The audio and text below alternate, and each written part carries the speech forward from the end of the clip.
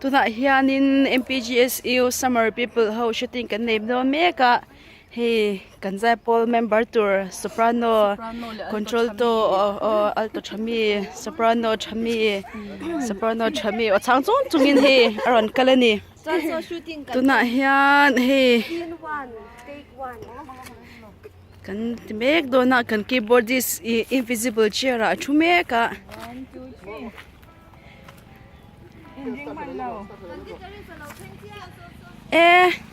so kan guitarist tour alo thlenge hi besa an leader ani a ti chuan tlai mi hi pumante a besa an conductor ani a khukhu kan conductor kam cameraman kam director kam thingpui sem tu kam a in dai zai em ani ti chuan tai ha kan all soprano a leader eng a o hi kan ring do chot mai ni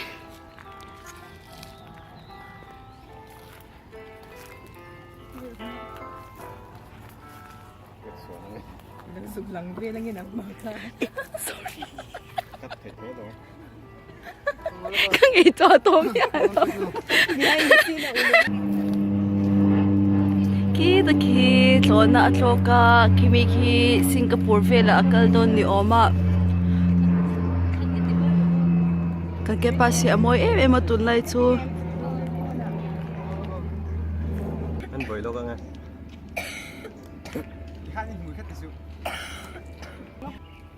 Tuna hianin keyboard assistant kan hilo wangin hei rampalay lenga pumante le pulotan an choi ka nga aplak po ko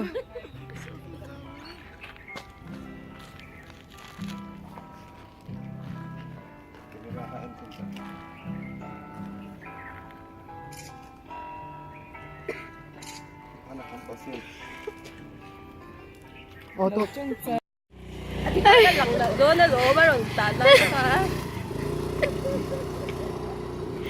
Ay, kano yan sa ito? Tunakan na zoom lang. Ali lang ako yung letter.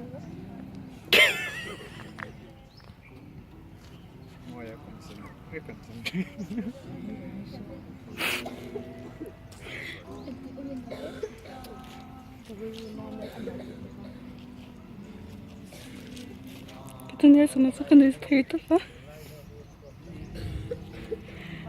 Kapuite rin iya. Masuk na kan shoot na yan nga ikme. Coffee. Warao. That's what I feel ito. Ano? Hanay. Tutuloban siya. Ito may pahoy. Mante po baby na sa lem. Kay ang feel top. Tangval mo po. RF po ching sauce. Tangval net po ito feel lem. Ulota po. Laro tangtin po tak ang zatan ni. Lamin kan nula senior lamte. Ano ya? Lamin virgin talawang kompo ano ya? Kan nula senior patalaw lang ah. Tayan by siyang tiyam dami alo tubo ka. Takin kameraman. Alo trong fa fakta. Chuan kay na damna. Damen kalom boka. Taan shooting boka.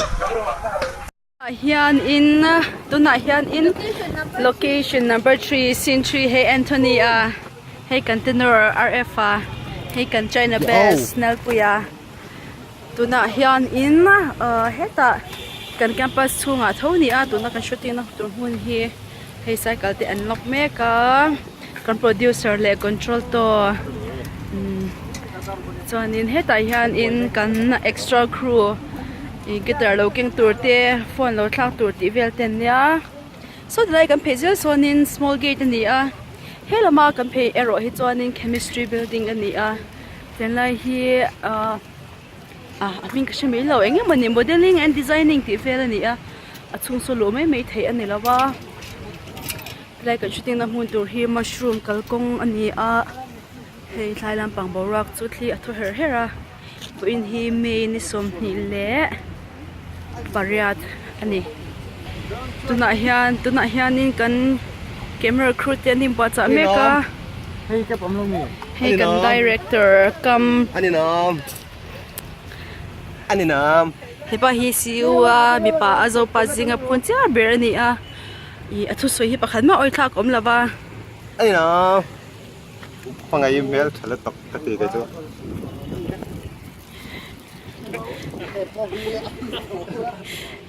Hei po. Oh. Scooty chunga. kan keyboardist ro pui no mi tem so lai so nen kan sai thiam tu par ho an la win ready to hle ni behind the scene han ka lang don me lo ni hi ke ma Hey, uma mai hi a second dress. Voina tana second dress ran hat. So ka city po a second dress kor chung phel. Oh, heta dini oma ni chu dress ngai udi hi a third dress tu chu kor hi le thok. Oh, ne la po heta am. Model tan ko.